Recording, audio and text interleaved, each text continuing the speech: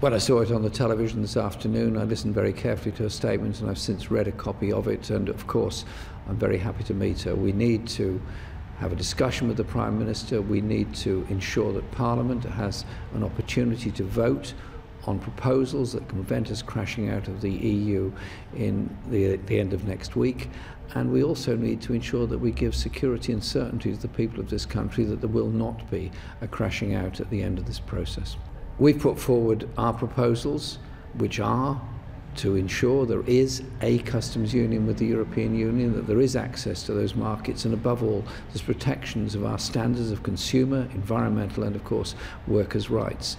And we'll ensure that those are there on the table so that there is no danger of crashing out. But we're also very clear that there has to be an absolute guarantee that the Good Friday Agreement maintains, so we continue with the process of peace in Northern Ireland. Well, so far she hasn't shown much signs of compromise, but I'm pleased that today she has indicated she will accept the view of Parliament and is prepared to reach out and have that discussion.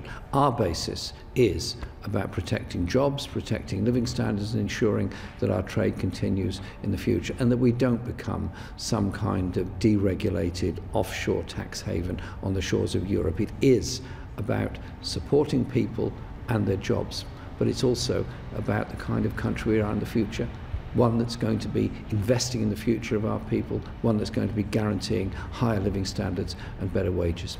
We voted for a customs union in the House yesterday. It narrowly lost. We understand the importance of it because that helps to maintain trade. We will meet the Prime Minister.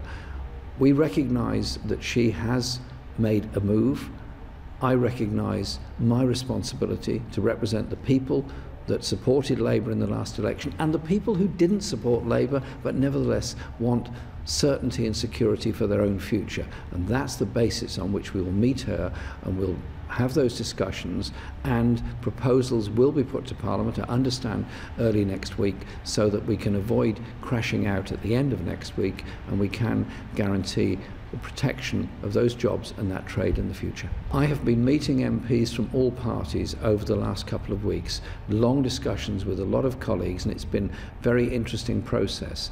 And yes, there is some common ground, there are some areas that it's very difficult to agree on, but the principles have to be, as I've set out, that however people voted in the referendum in 2016, whether they voted Remain or they voted Leave, they didn't vote for lower living standards, they didn't vote to lose their jobs, and actually there's far more that unites people on both sides about the kind of society we can be than divides them. I'll get that little piece of dandruff off.